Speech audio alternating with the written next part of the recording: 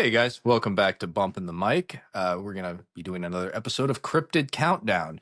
And I believe for our next cryptid, Gregory's got one for us. That's right. Tonight we're going to be talking about the legend of the Mothman. We're going all the way to West Virginia to discuss this legend, folklore, sightings, everything surrounding this really strange creature. So if you don't know, the Mothman is described as a large flying humanoid type being with a 10-foot wingspan and eyes that glow red like bicycle reflectors in the night. So it's been seen hundreds and hundreds of times. It's been well documented. There's been shows and shorts and videos and games and books and everything you can imagine about this creature. So, of course, we just can't help but talk about it ourselves because we know you can't get enough content on the same thing, right? So we're going to stick our finger in that pool as well.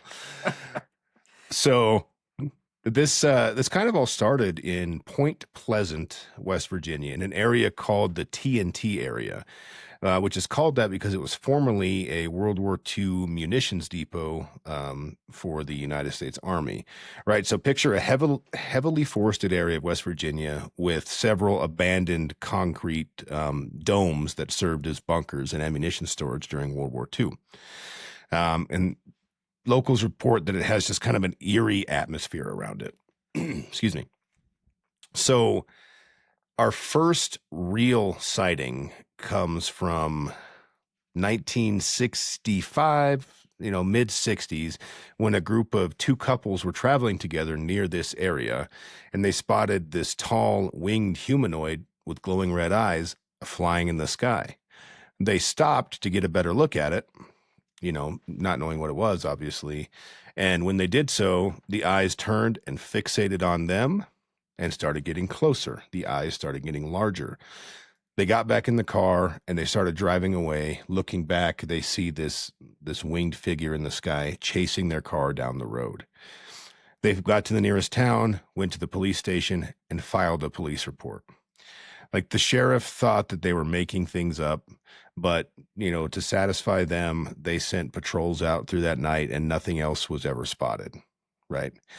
The next day, a contractor in Salem, West Virginia, claimed to see red glowing eyes while trying to adjust the antennas on his television. He was trying to adjust antennas to fix some interference that was happening with his TV, and he looked outside and he just saw these red eyes in his backyard. His dog ran outside barking, obviously disturbed by something, and that dog was never seen again. And mind you, this was literally the day after that group of couples reported all this to the sheriff.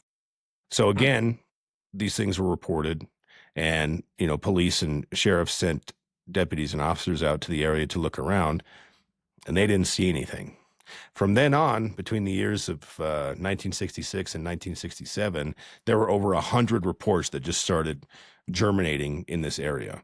Reports to news stations, to newspapers, to law enforcement agencies, and they all shared the same general description of this creature that people were seeing, right? 10 to 15 foot wingspan, red glowing eyes, humanoid in nature but large, and then flying without actually flapping its wings, just kind of gliding through the sky.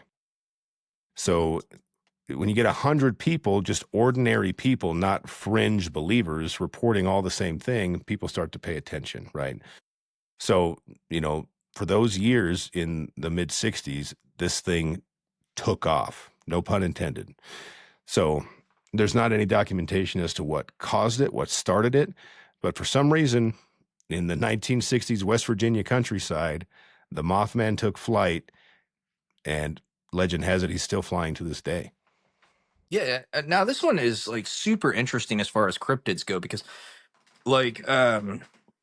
other than the report of the guy who lost his dog, whatever happened there, I find it super interesting that this cryptid hasn't ever, as far as I can tell, been reported to have attacked anyone, to have been aggressive in any way.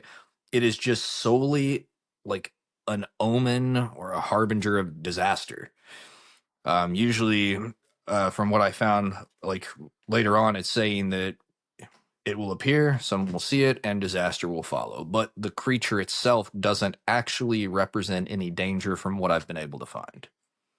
Right. And one of the most prominent examples of it being like a harbinger of doom is the Silver Bridge collapse, which is a bridge that's connected to Point Pleasant over a body of water to a city in Ohio. Right. So in 1967, this bridge collapsed during rush hour, killing close to 50 people. Um, Locals in the area after this happened reported seeing the Mothman perched on top of that bridge right before the tragedy, like the night before, or maybe even earlier that day. So that just kept adding fuel to this fire that is the legend, and ultimately led to this belief that, yeah, he's an omen of some kind. Yeah, and from what I've seen, it actually carried over. It actually kind of grew even beyond that region. When I was actually looking into it, I found that people will actually say now, even outside of the Virginia area, that they see the Mothman prior to something happen. There's even been alleged sightings of the Mothman prior to major disasters like Chernobyl and 9/11. So it's kind of it could be like a mass hysteria thing, or it could be, I don't know if you believe or not, that people saw this kind of harbinger of doom before these major accidents or these major attacks or something like that. Right.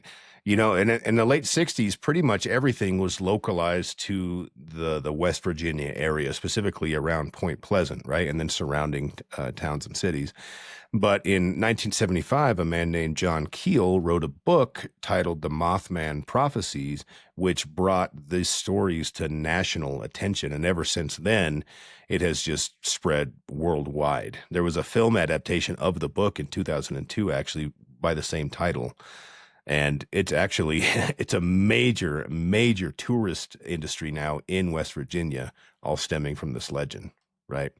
You've got an annual Mothman festival where people go and they celebrate this. There's giant, like, wicker statues that are made of Mothman. People are dressing up like it. People are trying to get out in the woods and get sightings. And it's a giant event that happens every year in that area. There's a whole museum dedicated to the Mothman.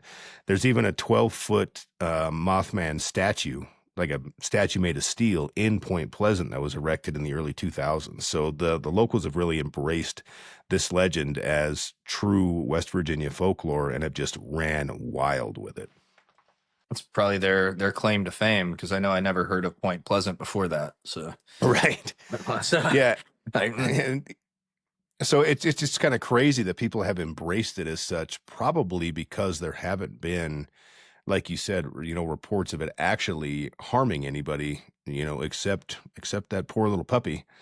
yeah, and I mean, maybe the dog fell off a cliff or something like that. Yeah. It's not a confirmed thing that the Mothman actually killed it, because, yeah, as far as I can see, it's, I think, one of the only cryptids on the list of cryptids that I've seen that just means like, oh, something terrible is going to happen. You don't actually have to like immediately run from it, which makes it Right. interesting in and of itself. Mhm.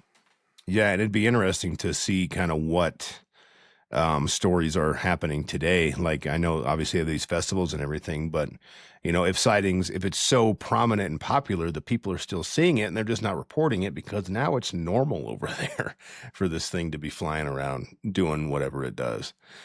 I You mean, if know, it really does like bring in disaster, though, they should still probably give us a heads up. Like, oh, look, yeah, I look, mean, look, like let something's somebody happening. know, post it on a blog, post it in the comments below, maybe. Mhm. Um, but that there's, as with any legend, as with any cryptid, there's skeptics, right, that are trying to decredit this whole thing and try to put science and logic into the same box as folklore, myth, and legend.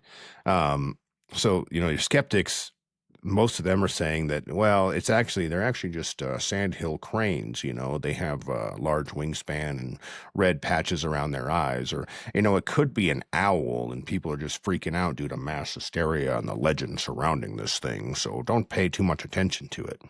But you get hundreds of reports in the 60s when this stuff wasn't that popular, and you got bridges collapsing, and you've got festivals and stuff. Like, Yeah, and I mean, you're like not going to owls have convince been me. around for a while.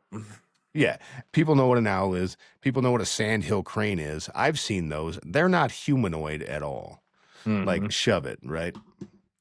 Yeah, like I think I would know the difference if I'm like, oh, there's a freaking owl on top of that bridge, or I look up there and there's something that's the size of a person with wings, with red eyes. I'd be like, something's something's off.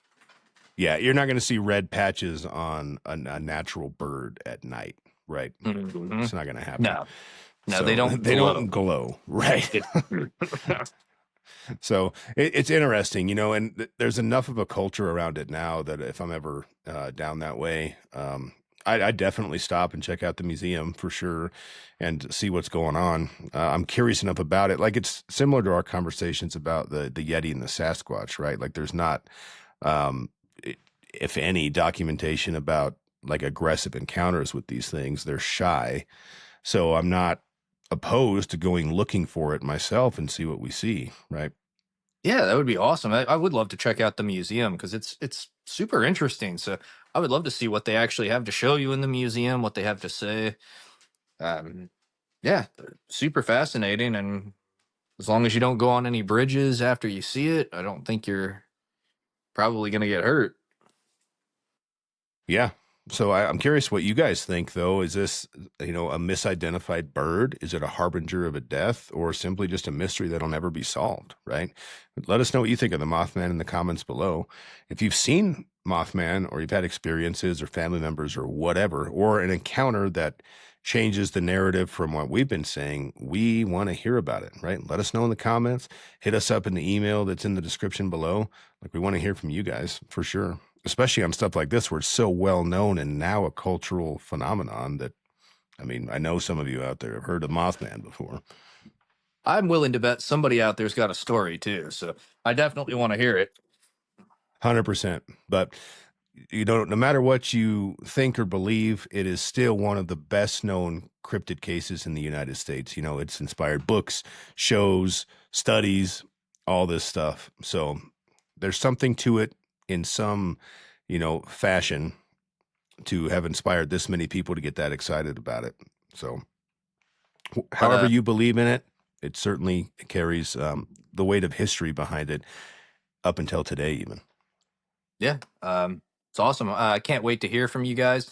Whether or not you've spotted the Mothman, if you did spot that follow button or that subscribe button, go ahead and hit that for us. We would love to have you guys tag along with us for the rest of our stories and you guys' stories as well.